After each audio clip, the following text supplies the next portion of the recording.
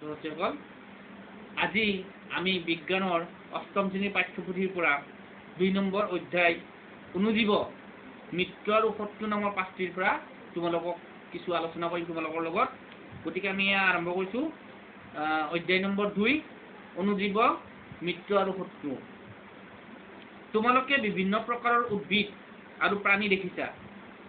প্ৰথমতে মই কৈ লৈছো তোমালোকক যে আমি পাঠটি আৰম্ভ কৰাৰ আগতে ইয়াত থকা প্ৰশ্নাৱলীসমূহ আগতে আমি চাই লওঁ।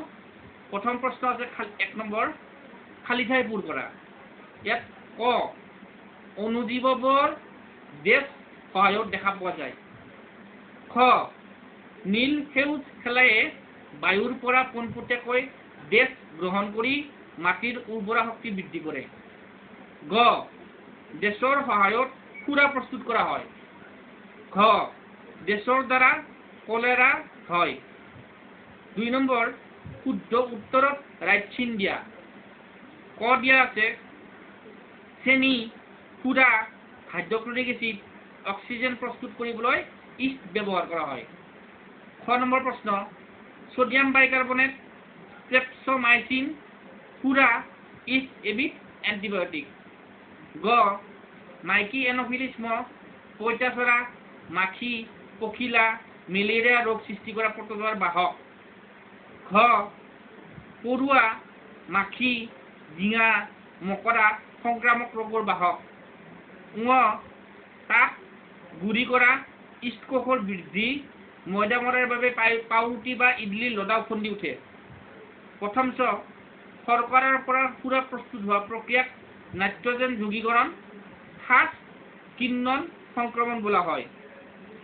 এই দুটা হ'ল তোমালোকৰ খালী ঠাই পূৰ কৰা আৰু শুদ্ধ উত্তৰত চিন দিয়া।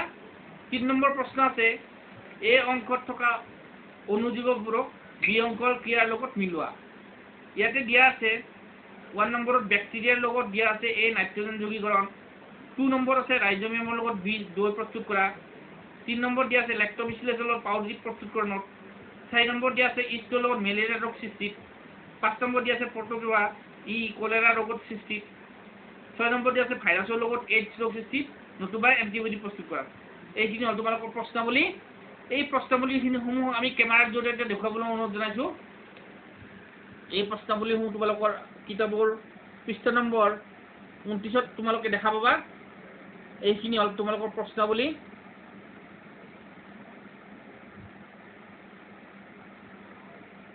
প্ৰশ্নাৱলীসমূহ দেখুওৱাৰ পিছত তোমালোকক মই আৰম্ভ কৰিম পাঠটিৰ গুৰিৰ পৰা। আমি প্ৰশ্নসমূহ বিচাৰি পাম। এই পাঠটি যেতিয়া পঢ়ি যাম তেতিয়া আমি তোমালোকৰ প্ৰশ্নসমূহ বিচাৰি পাম।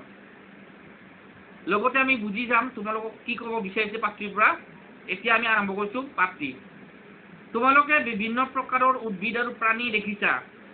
ইয়াৰ বাহিৰেও সাধাৰণতে চকুৰে মনিব নোৱাৰা আন কিছুমান জীৱত আমাৰ চাৰিওফালে আছে। এইবোৰক অনুজীৱ বুলি কোৱা হয়। উদাহৰণস্বৰূপে তোমালোকে হয়তো মন কৰিছা যে বাৰিষাৰ দিনত আমাৰ পাউৰুটিবোৰ নষ্ট হৈ যায়। তাত ইখত ছাই বৰণীয়া চামনিৰে আৱৰি পেলায়। এই অংশবোৰ আকস্মিক কাচেৰে পৰ্যবেক্ষণ কৰাচোন। তাত কিছুমান ক্ষুদ্ৰ ক্ষুদ্ৰ ঘূৰণীয়া আকৃতিৰ কলা বস্তু দেখিবলৈ পাবা। এই বস্তুবোৰ কি আৰু ক'ৰ পৰানো আহিল তোমালোকে জানানে? প্ৰশ্ন কৰিছে। এই পৰ্যবেক্ষণবোৰৰ পৰা বুজিব পৰা গ'ল যে পানী আৰু মাটিত কিছুমান ক্ষুদ্ৰ ক্ষুদ্ৰ জীৱ থাকে। ইয়াৰ সকলোবোৰেই অনুজীৱৰ শ্ৰেণীভুক্ত নহয়। এই অনুজীৱসমূহ ইমানেই ক্ষুদ্ৰ যে ইহঁতক খালী চকুৰে দেখা পোৱা নাযায়। ইহঁতৰ কিছুমান যেনে পাউৰুটিত দেখা ভেঁকুৰবোৰক আকস্মিক কাচেৰে দেখা পোৱা যায়। আন কিছুমানক অনুবীক্ষণ যন্ত্ৰৰ দ্বাৰাহে দেখা পোৱা যায়। সেইকাৰণে এইবোৰক অনুজীৱ বুলি কোৱা হয়। এতিয়া আমি পুনৰ তোমালোকৰ প্ৰশ্নাৱলীত উভতি গৈছোঁ। ইয়াতে প্ৰথম এটা প্ৰশ্ন আছিল 1 ক বুলি অনুজীৱবোৰ দেশ সহায়ত দেখা পোৱা যায়।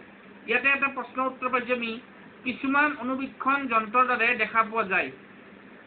এতিয়া উত্তৰটো হ'ব ইয়াতে তোমালোকে লিখিব পাৰিবা অনুজীৱবোৰক অনুবীক্ষণ যন্ত্ৰৰ সহায়তহে দেখা পোৱা যায়। এইটো হ'ল 1 নম্বৰৰ কৰ উত্তৰ। এই অনুজীৱবোৰক 4টা শ্ৰেণীত ভাগ কৰা হৈছে। এই ভাগবোৰ হৈছে বেক্টেৰিয়া ভেঁকুৰ প্ৰটজোৱা আৰু কিছুমান শেলাই। সাধাৰণতে পোৱা কিছুমান অনুজীৱক চিত্ৰ 2.1 পৰা 2.4 দেখুওৱা হৈছে। ভাইৰাছবোৰকো অনুবীক্ষণ যন্ত্ৰৰ সহায়তে দেখা পোৱা যায়। আশ্ৰয়দাতা কোষৰ ভিতৰতে ইহঁতৰ প্ৰজনন সম্ভৱ হয়। এই আশ্ৰয়দাতা